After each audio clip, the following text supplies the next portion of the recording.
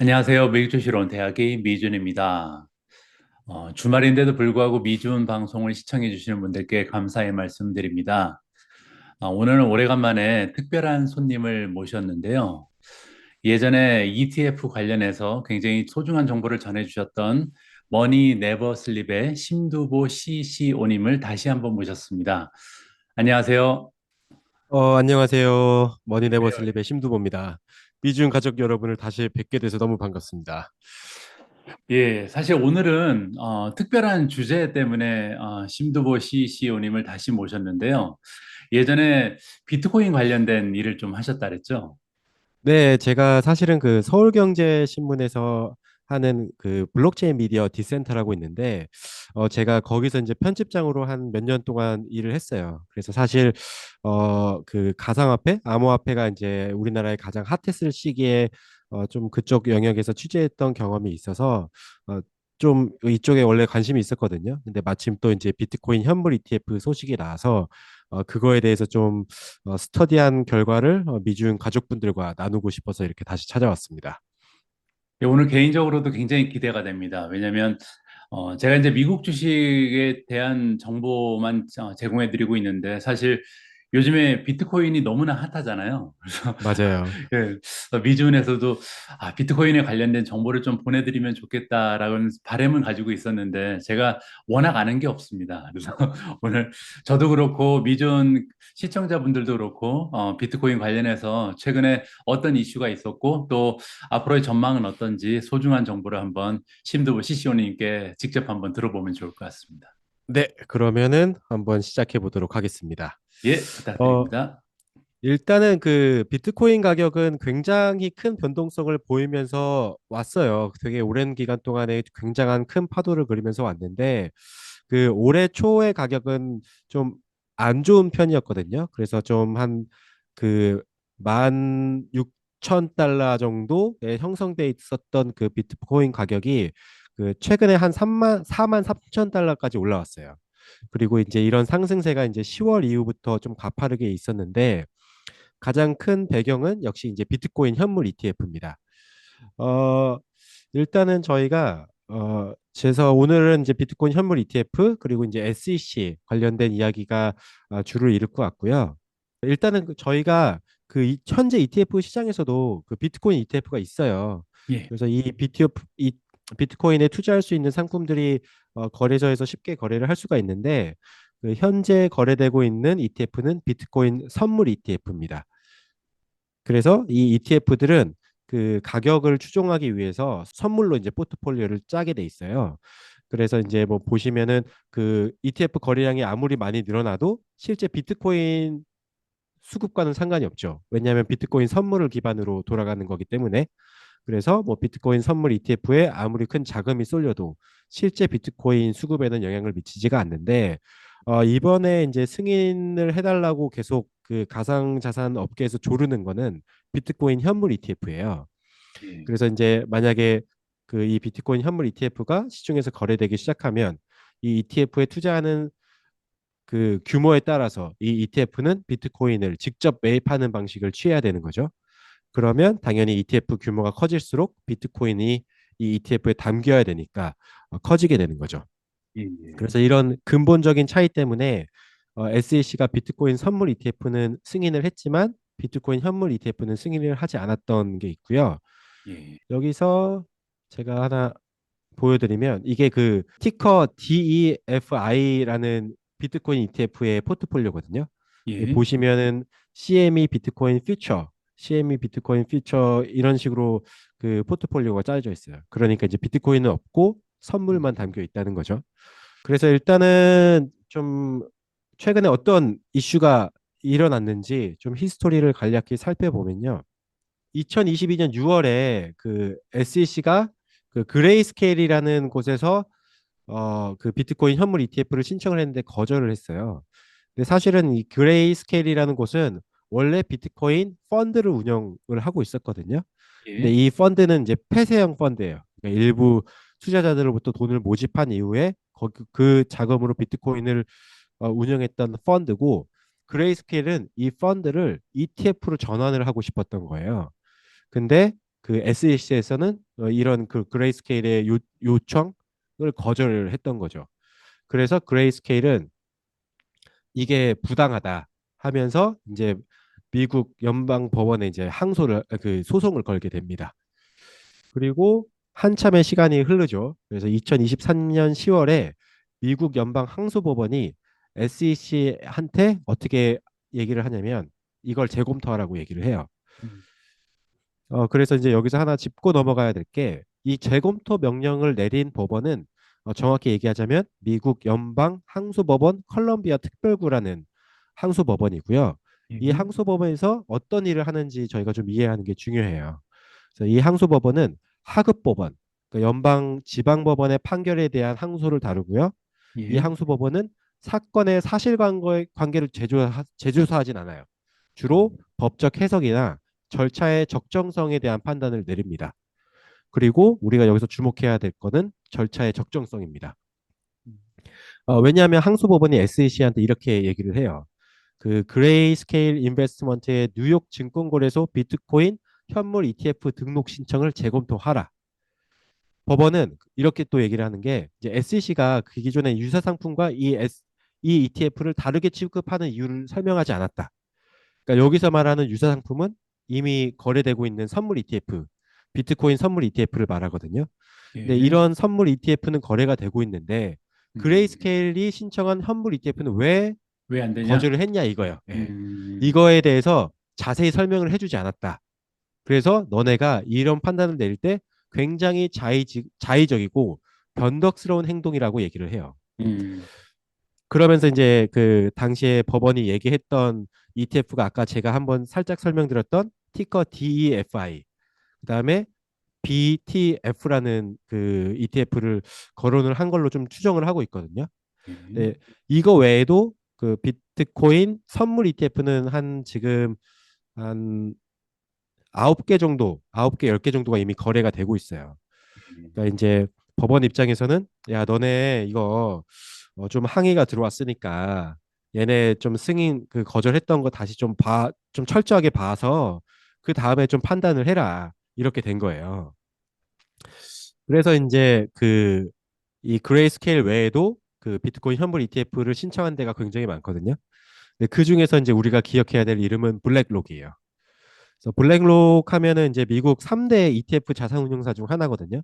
그래서 뭐 뱅가드랑 스테이트 스트리트랑 블랙록이 세 개가 거의 메인급 핵심 플레이어인데 여기서 한 곳인 블랙록이 비트코인 현물 ETF를 신청을 한 거죠. 그래서 이제 이런 여러 개의 자산운용사가 신청한 비트코인 현물 ETF에 대한 재검토를 이제 올해 10월부터 시작을 한 거예요. 이제 그러면서 이제 시장이 활기를 띨 거죠. 근데 첫 음, 번째로 블랙록이 신청을 했다. 야, 이 대단한 블랙록이 비트코인 현물 ETF를 신청을 했다면 이거 가능성이 있는 게 아니냐. 그리고 두 번째는 야, 법원이 재검토하라고 하지 않았냐. 이건 음, 뭔가 긍정적인 시그널이 아니냐라는 예. 게 두 번째고, 예.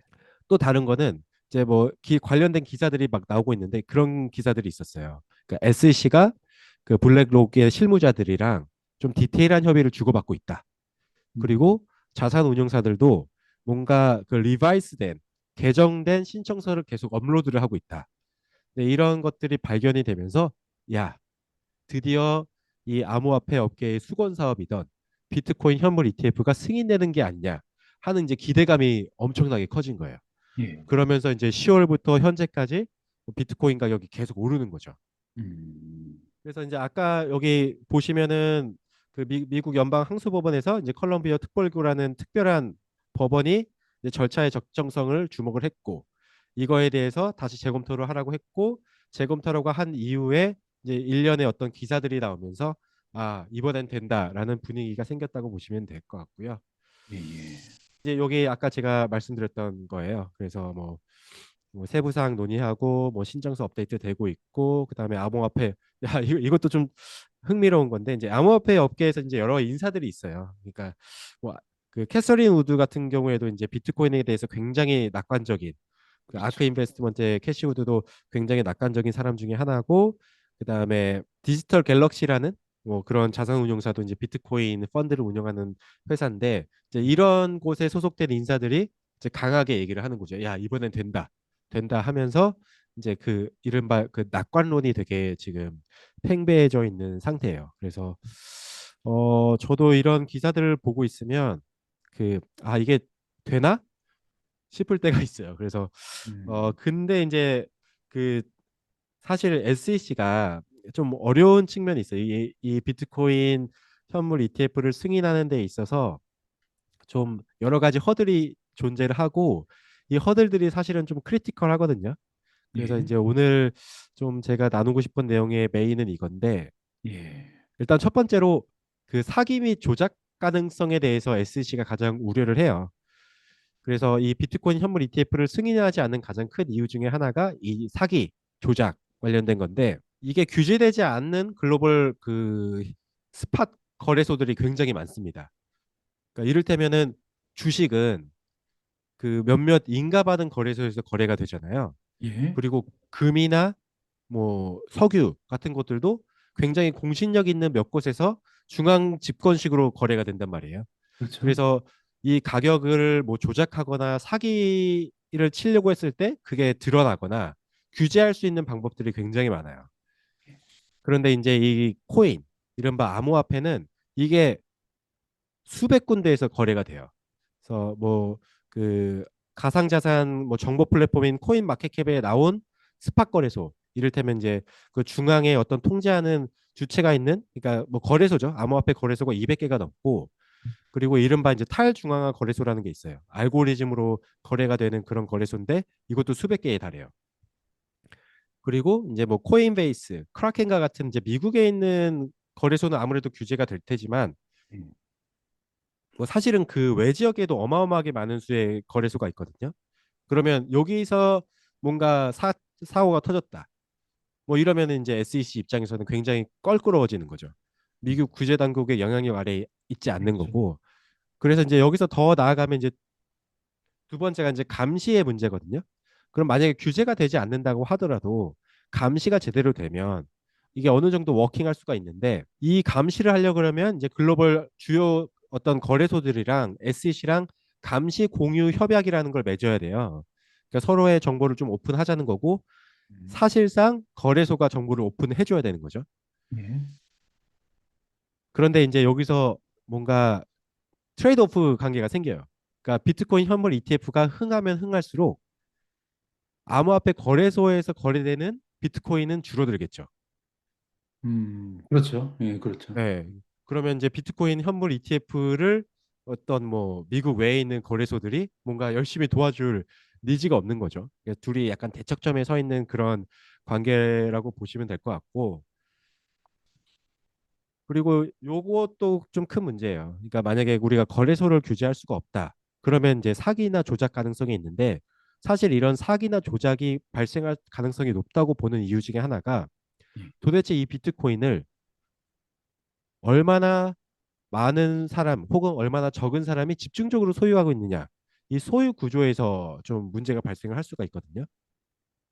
그래서 이 산티먼트라는 그 좀 그 가상자산 그 데이터 분석하는 업체에 따르면 그 저희가 이 가상자산 업계에서 고래라고 부를 수 있는 곳들이 보통은 한 그 비트코인 100개 이상을 보유하고 있으면 고래라고 불러요. 영어로 예, 웨일이라고 부르는데 예, 이런 웨일로 통칭되는 지갑의 개수가 15,870개 정도밖에 안 돼요. 음, 그리고 이 15,870개의 지갑에 현존하는 비트코인 전체 공급량의 약 59.2%가 몰려 있어요. 그러니까 이게 뭐 일반적으로 그 애플의 주주가 이런 식으로 구성됐다고 생각하면은 이건 정말 너무 좀 소수가 갖고 있다 뭐 이런 식으로도 얘기할 수 있을 것 같은데 그렇죠. 이런 식으로 비트코인이 누가 갖고 있느냐, 그리고 만약에 어마어마하게 갖고 있는 고래들이 덤핑을 친다던가 아니면 일시의 거래량을 줄이거나 늘려버린다거나 할 때 이 시세가 조작될 가능성이 없지 않느냐, 뭐 이런 음, 것들이 SEC가 우려하는 부분이고, 음, 여기서 또 하나 중요한 점이 뭐냐면 비트코인을 포함한 가상자산을 많이 들고 있는 국가, 그러니까 소유자들의 소속된 국가 중에 두 개가, 그러니까 미국 다음으로 많이 갖고 있는 데가 중국이랑 러시아예요. 음, 음. 근데 사실은 이 두 국가는 미국의 적대국으로 분류되거든요. 그러면 충분히 약간 뭔가 불안할 수 있는 여지가 너무 큰 거죠. 야, 이 비트코인이 소수에게 집중돼 있는데 또 그걸 들고 있는 게 중국이랑 러시아야. 뭐 이런 문제들이 좀 있어요. 그 다음에 나오는 문제가 뭐냐면 그 만약에 이 비트코인 ETF를 승인을 했는데 이 규모가 너무 커지면 어떻게 할 것이냐에 대한 문제가 있습니다. 이거는 약간 기존 ETF 산업에서도 좀 관심거리가 되고 있어요. 이를테면은 뭐 스파이라든가 아니면 뭐 QQQ라든가 이런 것들이 굉장히 비대해지면서 예, 이들이 기업의 주식을 보유하게 돼 있거든요. 예, 그러면 이들이 그 의사결정을 해야 돼요. 주주니까. 그러면은 그 ETF 투자자들을 대신해서 어떤 의결권을 행사할 수 있는데 이거를 행사할 것이냐 말 것이냐 행사한다면 어떤 기준으로 행사를 할 것이냐에 대한 여러 가지 좀 논의가 진행되고 있고 거기에 대한 연구도 많이 진행을 되고 있거든요. 근데 음, 이게 똑같이 비트코인 현물 ETF에서도 발생을 할 수 있다는 거죠. 그래서 이를테면은 비트코인은 그 하드 포크라고 해서 본질적으로 이게 두 개로 갈라지는 경우가 생겨요. 예, 분기라고도 하는데 예, 비트코인 캐시 같은 경우가 그렇게 생겨났고 비트코인 골드도 비트코인이라는 원료에서 파급돼 나온 그런 새로운 코인들이거든요. 예, 그런데 이제 만약에 이제 비트코인이 나중에 그런 일을 겪었을 때 비트코인 현물 ETF를 굴리는 자산운용사들은 어떤 의사결정을 할 것이냐 그리고 이게 과연 바람직하고 합리적인 것이냐에 대한 문제가 있을 수가 있는 거죠.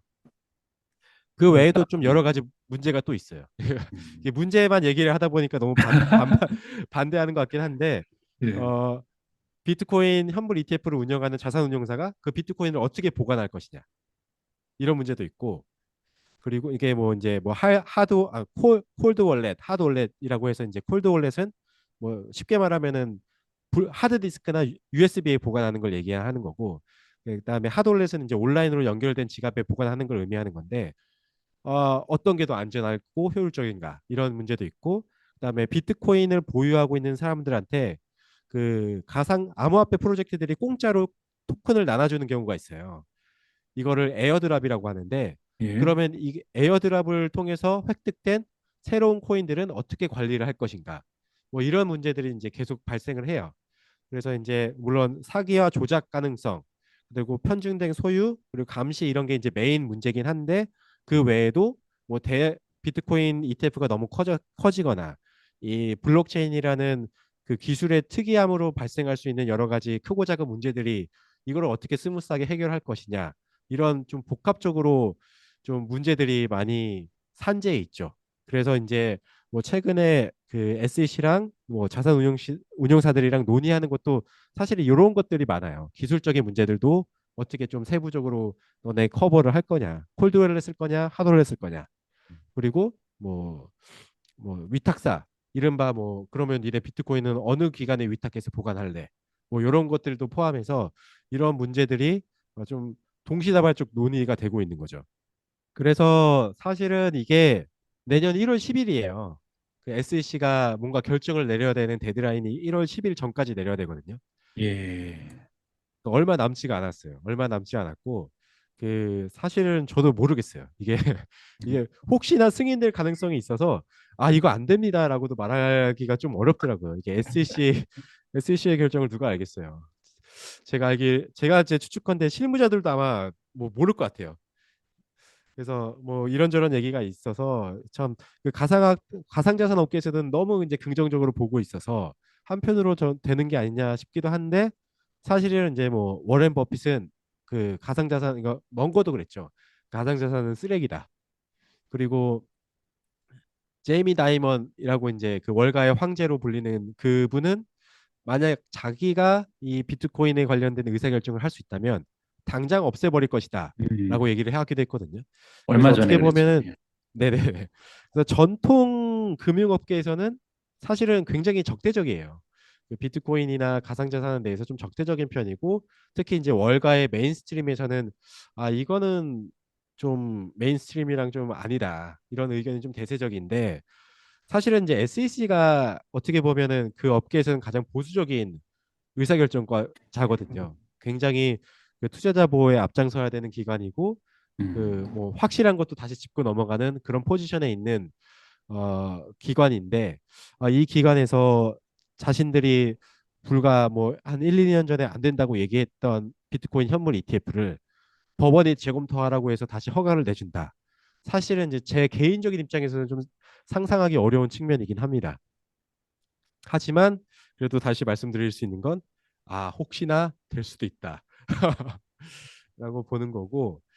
그래서 이게 만약에 승인이 된다면 그 SEC는 자신들의 오판을 인정하는 꼴이 되긴 해요. 그리고 아까 말씀드린 것처럼 전통 금융권의 강한 공격을 받을 수밖에 없고요. 그 갠슬러 의장도 마찬가지죠. 그리고 이제 승인 이후에 분명히 발생을 합니다. 암호화폐 시세 조작, 뭐 거래소가 파산되는 케이스도 있을 거고, 뭐 위법적인 사용, 뭐 해커 공격 등 뭐 여러 가지 이벤트들이 발생을 할 때마다 이제 SEC가 소환될 가능성이 있죠. 야, 너네 이렇게 위험한 건데 승인을 내줬어? 근데 승인을 안 해줬을 때에 좀 SEC가 좀 처할 수 있는 리스크는 그렇게 크진 않아요. 그러니까 현물 ETF 승인 가능성이 높아진 데에 따른 이제 비트코인 가격이 급락하는 정도가 일어날 수 있는데 어, 마지막으로 좀 말씀드리고 싶은 게 최근에 그 게리 겐슬러 SEC 의장이 얘기를 했어요. 그러니까 예, CNBC랑 인터뷰를 하면서 얘기를 했던 게 뭐냐면 우리는 그 법원의 명령을 받고 이 비트코인 현물 ETF 승인 여부를 다시 보고 있다. 그러니까 다른 시각에서 보고 있다라고 언급을 한 바가 있는데 이제 음, 이거를 두고 좀 그 가상화폐 그 매체들은 야 겐슬러가 좀 새로운 시각으로 보고 있다. 좀 이렇게 보도를 했었거든요. 예, 근데 CNBC의 그 풀 리포트를 보면은 뉘앙스가 달라요. 그러니까 이제 우리가 법원의 명령을 받아서 이 비트코인 현물 ETF를 재검토를 하고 있다. 하지만 우리가 예전에 그 거부를 했던 이유는 여기서 좀 그 사기나 이런 위험성이 너무 크기 때문에 우리가 거절을 했다. 약간 이런 톤의 인터뷰였거든요. 그래서 예, 이제 어떻게 보면 갠슬러 개인 입장에서는 나는 여전히 위험하다고 생각해 라는 그 의미의 좀 코멘트를 좀 우회적으로 좀 표현을 했다고 저는 들렸는데 아, 아무튼 좀 그런 것들을 좀 잘 봐주셔야 될 것 같고 그렇다면은 저희한테 중요한 거는 그러면 이런 어떤 무드를 어떤 투자 전략으로 활용을 할 거냐는 건데 여기서부터는 좀 제 개인적인 사견이라고 좀 생각을 해주시고 들으면 좋을 것 같아요. 예, 저는 그 비트코인 현물 ETF 승인 가능성이 좀 낮다고 보는 좀 상편이고요. 그래서 사실은 이 ETF 승인 기대감으로 상당히 많이 올랐어요. 10월까지만 해도 2만 달러대였는데 이 뉴스 이후에 4만 달러를 찍었으니까 어떻게 예, 보면 이런 기대감으로 오른 시세 차익을 어느 정도는 현실화해도 좋은 타이밍이 아닌가라는 게 이제 첫 번째 뷰고요.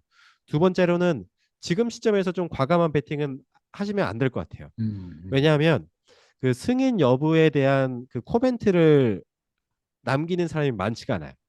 그러니까 가상자산 업계의 일부 사람들이 그런 의미에 좀 전달을 하고 그 블룸버그 애널리스트 중에 한 명이 좀 될 것 같다라는 식으로 얘기한 게 전부거든요.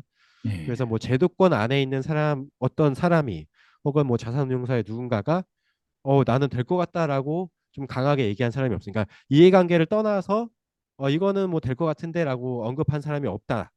이런 거는 좀 체크를 해주셔야 될 것 같고 예, 이게 기대감으로 너무 많이 올랐기 때문에 약간 뭐 만약에 이제 비트코인의 그 롱 포지션을 취하는 투자자 입장에서는 최악의 시나리오도 어느 정도는 대비를 하셔야 될 것 같아요. 이게 뭐 자기 포트폴리오 중에 좀 많은 부분이 비트코인에 박혀 있다고 보시면 좀 물량 조절을 하시는 것도 지금 단계에서는 너무 불확실성이 크니까 좀 적절한 대응이 아닐까 싶습니다.